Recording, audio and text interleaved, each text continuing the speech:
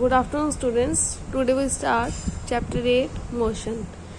In everyday life, we can some objects at rest and some objects in motion. हम अपनी daily life में देखते हैं कि बहुत सारी चीज़ें हैं वो रुकी हुई होती है, रेस्ट पे होती हैं, और बहुत सारी चीज़ें हैं जो चल रही होती हैं.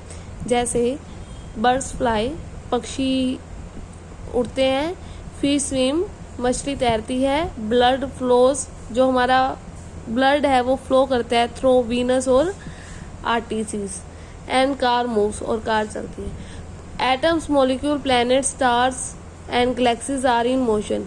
ये सारी चीज़ें मोशन में होती हैं. ठीक है, एटम, मॉलिक्यूल्स, ये सारे कुछ चल रहे होते हैं. We often preserve an object to be in a motion and when its position change with the time.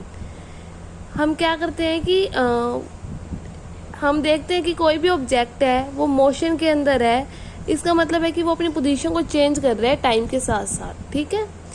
However, there are situations where the motion is inferred through the indirect evidence. कई बार क्या होता है कि हमारे पास कई बार ऐसी situations होती है जब हमें पता लगता है कि मोशन तो है लेकिन वो इनडायरेक्ट एविडेंस के कारण है, मतलब कि किसी दूसरी चीज़ के कारण हमें लगता है कि मोशन है. जैसे उसने एग्जांपल लिया हुआ है कि हवा होती है जो हमें दिखती नहीं है, लेकिन जब हवा अंधेरी वगैरह आती है, तूफान आते हैं, तो मिट्टी उड़ती है. तो मिट्टी की फॉर्म में, या फिर ऐसे कह सकते हैं कि जब पत्ते हिल रहे होते हैं, मतलब मूवमेंट हो रही है लीव्स की या भी ब्रांचेस ऑफ ट्रीज पे, तो उनको देख के हम ये कहते हैं कि हवा चल रही है. इसमें चल तो मतलब हवा रही है ना, एयर है, लेकिन इनडायरेक्ट सोर्स कौन से हो गए? डस्ट और लीव्स, क्योंकि इनकी वजह से हमें क्या है, पता लगता है कि हवा चल रही है. ठीक है.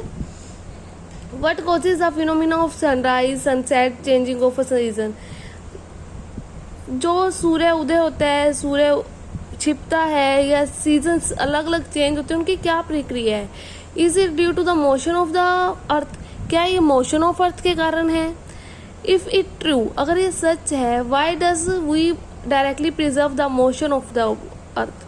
तो हम ऐसे क्यों नहीं कहते कि भी अर्थ है वो घूम रही है, वो चल रही है, मोशन का मतलब है वो चल रही है. हम ऐसे क्यों बोलते हैं कि गर्मी आ गई, सर्दी आ गई? इसकी बजाय हम ये क्यों नहीं बोलते कि हाँ धरती है वो चल रही है? एज एन ऑब्जेक्ट में appear to be moving from one person to the stationary from the other. बहुत सारी चीज़ें ऐसी होती हैं जो चल रही होती है एक पर्सन के अकॉर्डिंग, लेकिन दूसरे पर्सन के अकॉर्डिंग स्टेशनरी होती है, मतलब रुकी होती है. For the passengers of a moving bus, the roadside trees appear to be moving backward.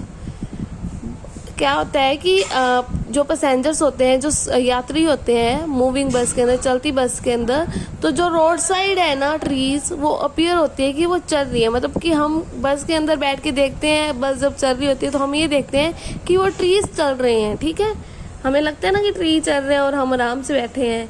A person standing in road side preset the bus along the passenger as moving. लेकिन जो बाहर खड़ा हुआ है उसे तो ये पता लगता है ना कि बस चल रही है, पेड़, और मैं रुका हुआ हूँ. However a passenger inside the bus seems to be follow passenger to be at rest. What observe the indicates? उसने बोला कि जो पैसेंजर होते हैं इनसाइड द बस, उसको हम क्या बोलेंगे, वो रेस्ट पे है या फिर मोशन में है? क्या ऑब्जर्व करते हैं?